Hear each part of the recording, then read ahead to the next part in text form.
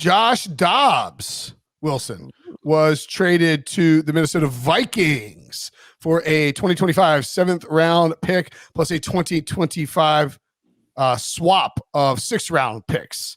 Grade the trade for the Minnesota Vikings, who obviously lost Kirk Cousins this past weekend for the season with an Achilles injury.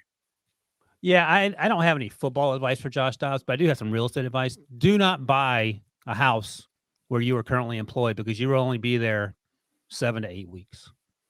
He's been Cleveland, Arizona for 9 weeks, and now he's in Minnesota.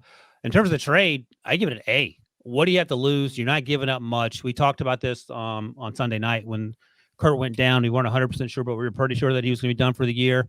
I talked to Rick Spielman about this. He was the Vikings general manager who signed signed Kirk Cousins, and he also had Case Keenum. Where did you talk to him? Where did you talk to him about it? With the First Big Podcast, wherever you get your podcasts. Where can people find that?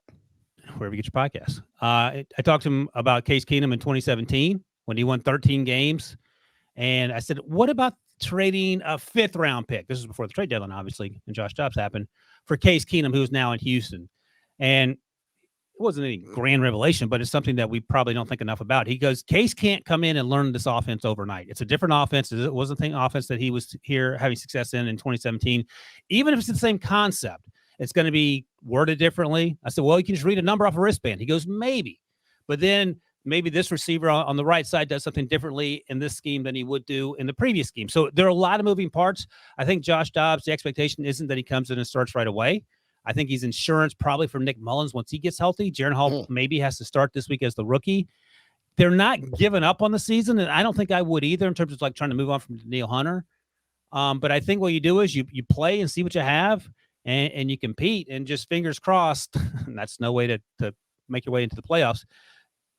Get JJ back, Justin Jefferson, and maybe you can cobble something together PJ Walker style because the defense is playing better. But in terms of the trade, I give it an A. Nothing to lose.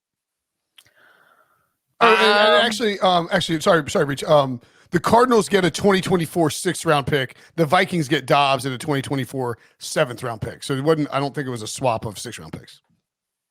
A late round pick swap. Fair to say. Yep. I mean, I'll echo what Wilson said, but I'm not sure I'd give it an A. I'd probably do something in the B range. Just say a B.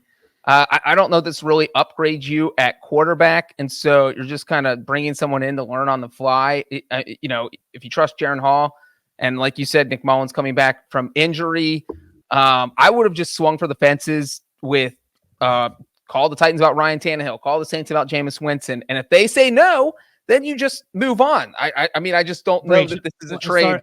Sorry to interrupt you, but when you say swing for the fences and follow out the Ryan Tannehill, I can't take you. At least say Andy Dalton.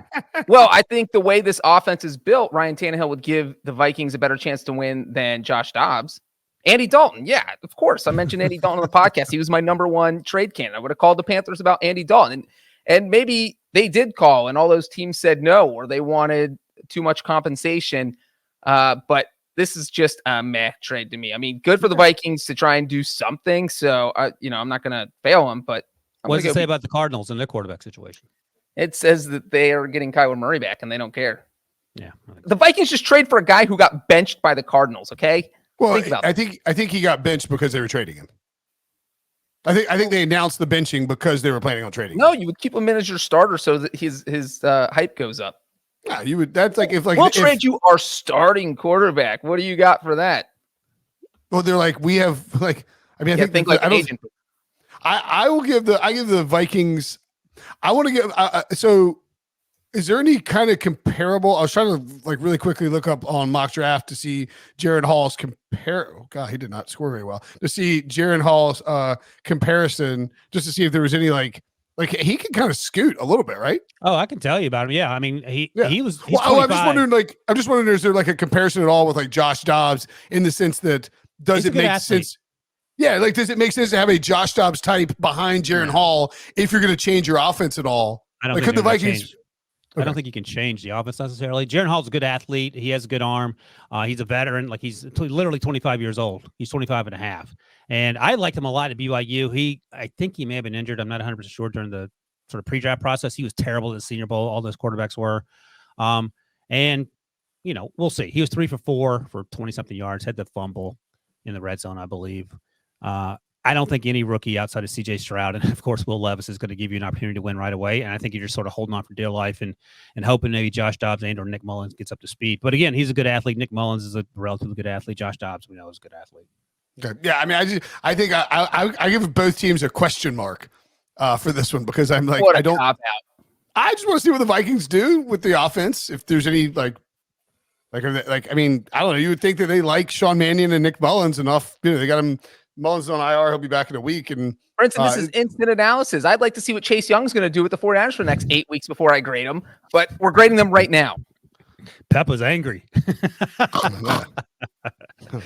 Maybe you should slow down on the snorting, Peppa. You're a little intense here.